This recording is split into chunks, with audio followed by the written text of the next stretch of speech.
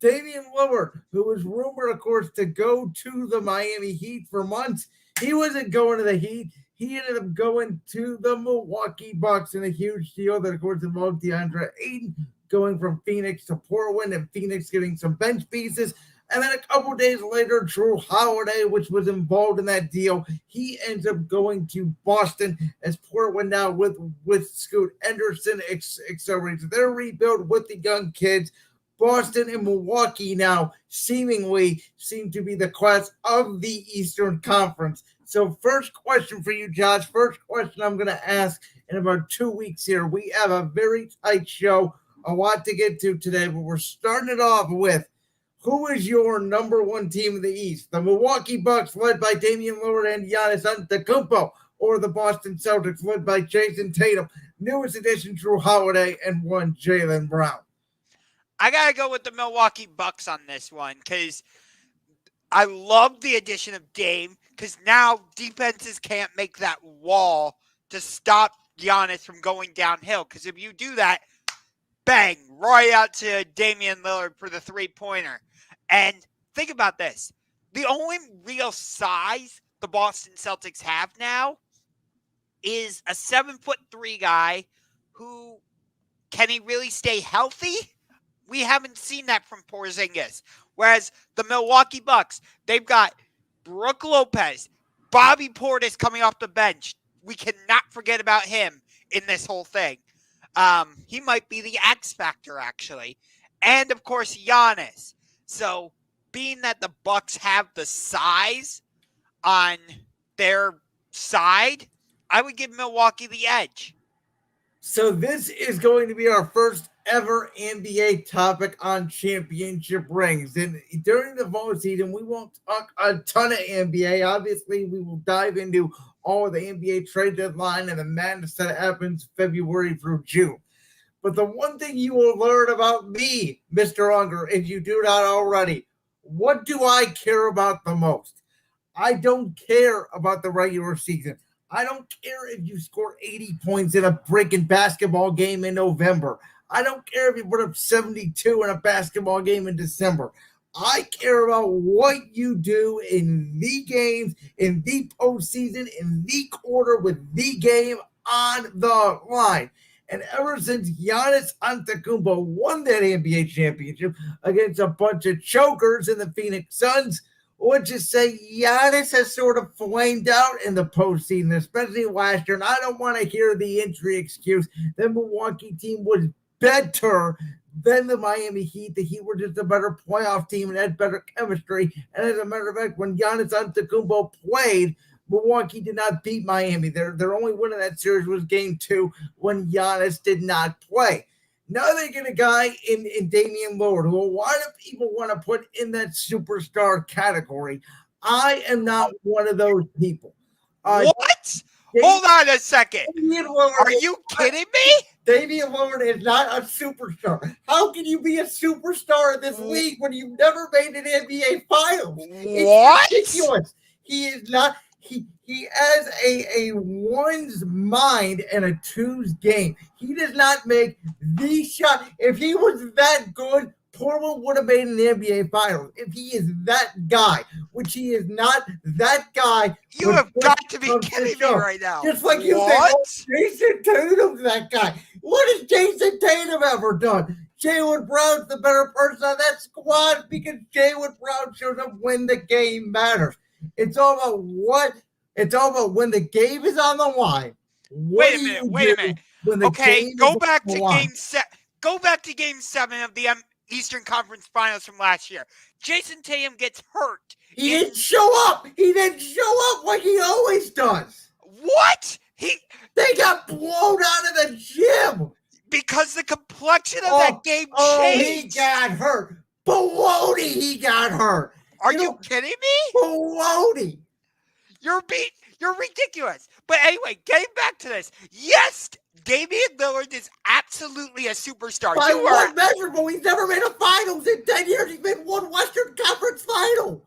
Okay, guess what? Before Dirk Nowitzki, he Yes, he went to the finals, but he hadn't won it until 2011. Yeah, well, Guess what? I wouldn't have classified Dirk as a superstar back then either. Even a really good player. Was he a superstar? No.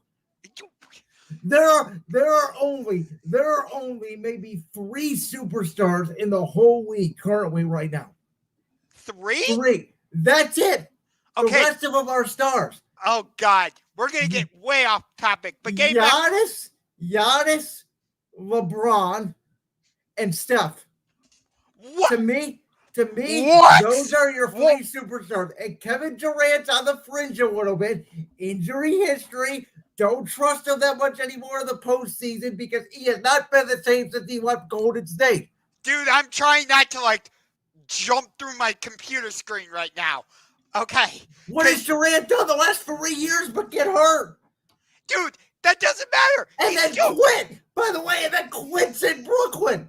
It absolutely matters. He's still a freaking superstar. And how can you not include the freaking Joker as a superstar? Jokic. Yeah, okay, Jokic. I'll give you Jokic. He had to prove it to me in the finals. He wasn't on my list until he won the finals. He is now. So there's 4. Embiid was on my list. I knocked him off because he didn't trust Embiid anymore because Philly's a bunch of chokers. So he's gone. Kawhi Leonard would have been on that list. You can't trust him. He's always hurt. He's gone. There's about 4 reliable NBA players that I'm going to get that from this guy every single night. That's what a superstar is. Okay. I can't. As much as I would love to put John Morant in there, I can't. John Morant's not. By the way, Jamal Murray is better than Damian Lillard. I'm here to say it right now. Jamal Murray is absolutely a better player than Damian Lillard. All right. Did you see what Jamal Murray did in the He carried the Nuggets in that Lakers series. Okay. Remember when Jokic disappeared in Game 2 and then Jamal Murray got 20 straight points? Remember Game 3 when he had 30 in the first half? Yes. That's a superstar. Okay, anyway. So with the Celtics and Bucks, you can put them in whatever order you want. Celtics or Bucks or Celtics. In this case, no, you can't. The Bucks are better. Okay, I'm sorry. The Bucks are better. Okay. Either way, they are the 2 clear-cut favorites in the Eastern Conference. I would say the Cavaliers are 3rd because the Philadelphia. I want to put the 76ers 3rd, but I don't know what's happening with the whole James Harden thing, so that dysfunction. I could agree with that, though. I don't trust the Cavs either. Their coaching staff is horrible. Their roster construction's not great either. But my point, obviously, we'll see how the bench improves. But and I don't buy the Knicks. I'm sorry, I just don't. Okay, but my point though is, even if you have the Cavs 3rd over Philadelphia, it's still a pretty large gap between Boston and Milwaukee. They're in their own group. And then if Boston and Milwaukee are here, Cleveland's down here. It's that large of a gap. The biggest question for me when it comes to Milwaukee, and it is a legitimate question, they did not get younger. And they had a lot of injuries last year. And as good as Damian Lillard is, they lose a little bit on the defensive end with Jrue Holiday. And I actually still think the key to this Milwaukee team is a guy that me or you have not mentioned yet. You talked about Bobby Portis, Brook Lopez. I agree with you on that. But you know who actually, in my opinion, was the biggest part of Milwaukee winning the 2021 NBA championship? It wasn't Giannis. It wasn't Jrue Holiday. It was the guy who made clutch shot after clutch shot in the finals. Middleton. And okay. I'm glad you brought this up. Milwaukee is not the same team. I'm so glad you brought this up because I will say this. I get it.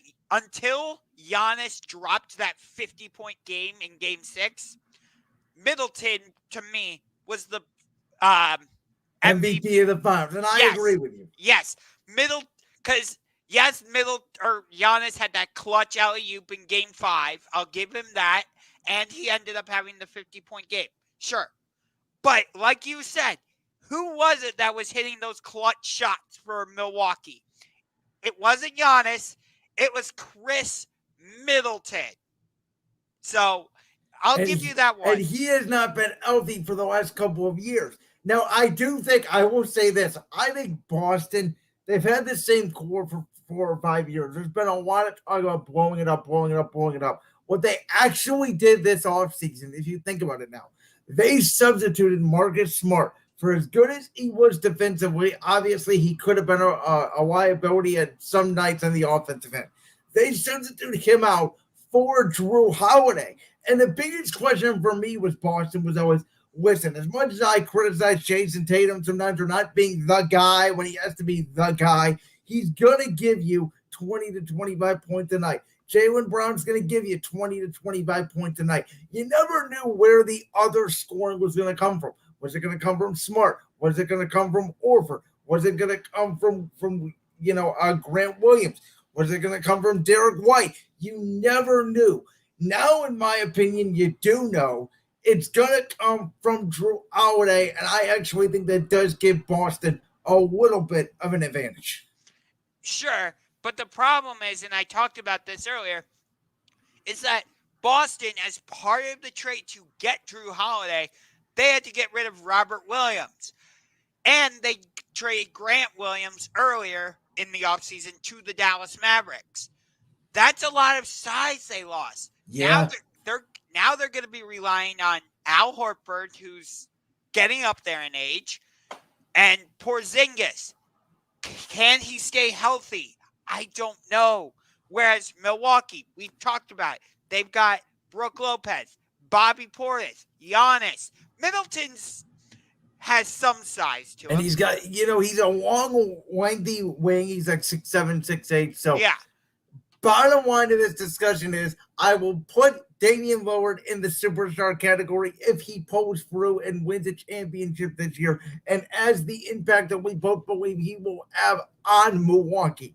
And by the way, I actually think it's a better fit than Miami. Oh, yeah. If I'm Dame, I'm absolutely happy about it. I know he had his sights set on Miami, but I've been saying this on Brand's World this past week. Miami lost two key elements to their rotation. Obviously, Strue's going to our Cleveland Cavaliers, Gabe Vincent going to the Lakers. They are getting older. As great as Jimmy Butler was in the postseason, in my opinion, he melted down, and I praise Butler for the entire postseason until Game 3, Game 4, and Game 5 in the finals. So you never know what you're going to get from Miami. You don't know what you're going to get from Cleveland.